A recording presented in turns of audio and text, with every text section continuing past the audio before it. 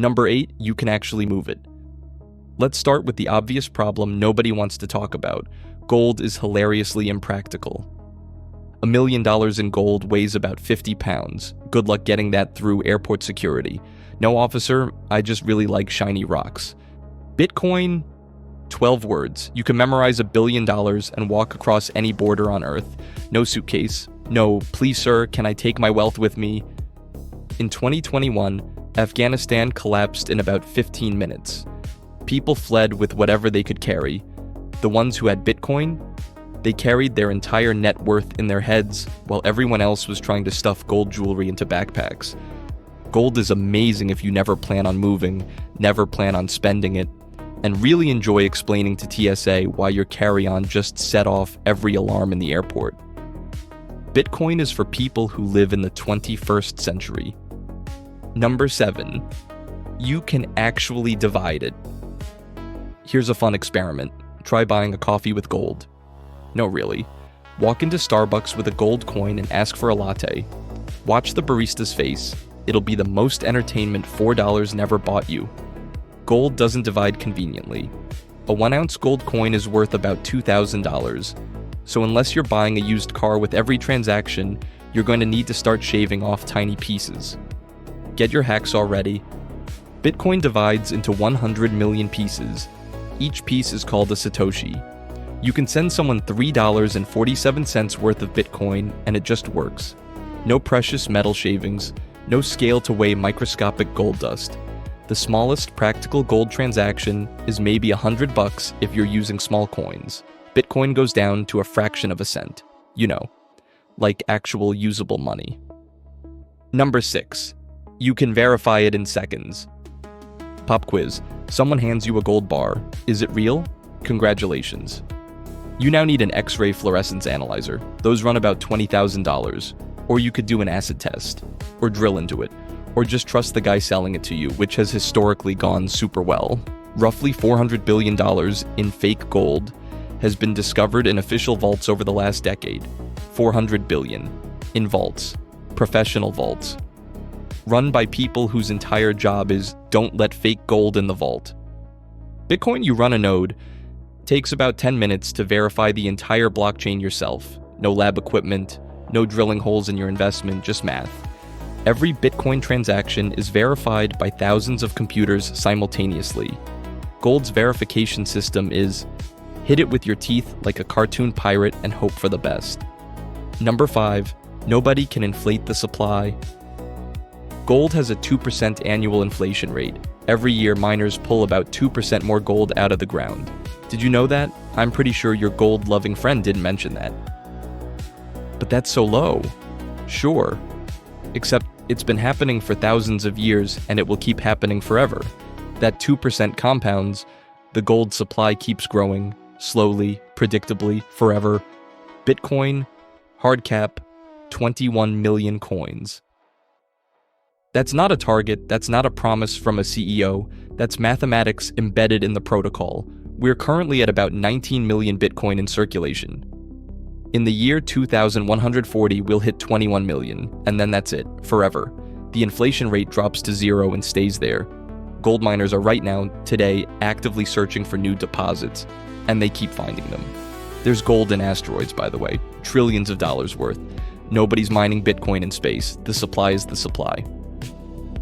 Number 4, you can actually earn yield on it. Let's say you own gold. What does it do for you? It sits there, looking shiny. That's the entire value proposition. You can look at it, you can touch it, you can swim in a vault full of it, like Scrooge McDuck, which would actually break your neck because gold is incredibly dense, but that's not the point. Gold generates 0 yield. You can't stake it, you can't lend it without trusting a custodian. It just exists. Bitcoin, you can lend it. You can earn interest. You can use it as collateral. Lightning Network channels generate routing fees. You can put it to work. The average gold investor strategy is buy gold, put it somewhere, hope the dollar dies, check back in 30 years. Bitcoin can actually function as productive capital, which is kind of important if you want your money to do literally anything except exist. Number 3, it actually settles instantly. Wire transfers take days. Gold shipments take weeks. Bitcoin takes 10 minutes. But here's the real difference. Lightning Network. Second layer payment protocol on Bitcoin. Transactions settle in under a second, for essentially zero fees. You can send $1 million in Bitcoin to Japan right now, and it'll arrive before you finish reading the sentence. Try that with gold. Call up a shipping company.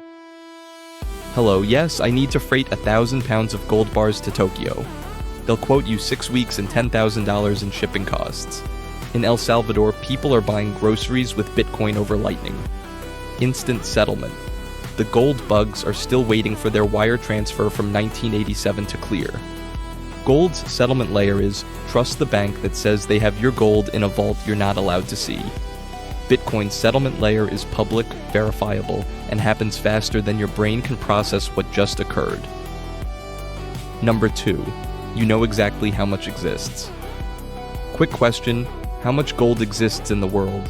The official answer is about 200,000 tons. But that's a guess. A sophisticated guess involving mining reports and historical data, and assumptions about how much gold is sitting in undisclosed central bank vaults.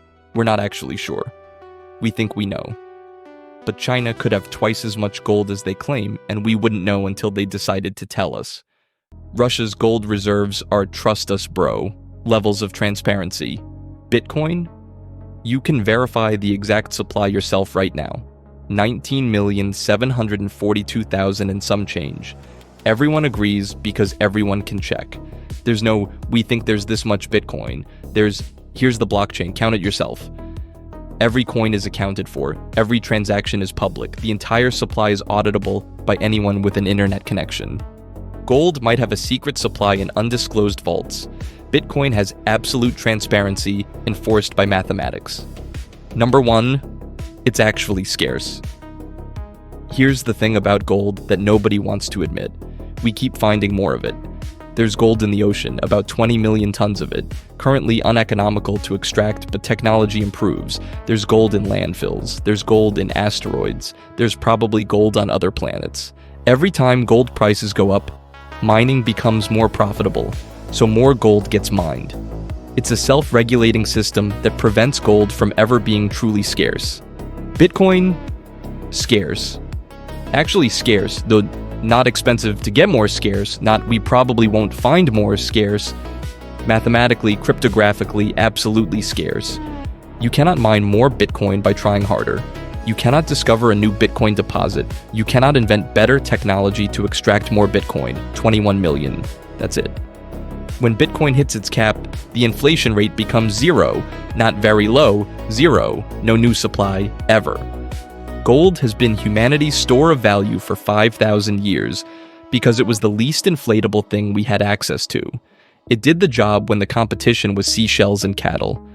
Bitcoin is what happens when you can actually program scarcity into existence. Gold was humanity's best attempt at hard money using atoms. Bitcoin is hard money using mathematics, and mathematics doesn't care how good your mining equipment gets. That's it for today. I'll be making similar videos real soon, so subscribe to see them.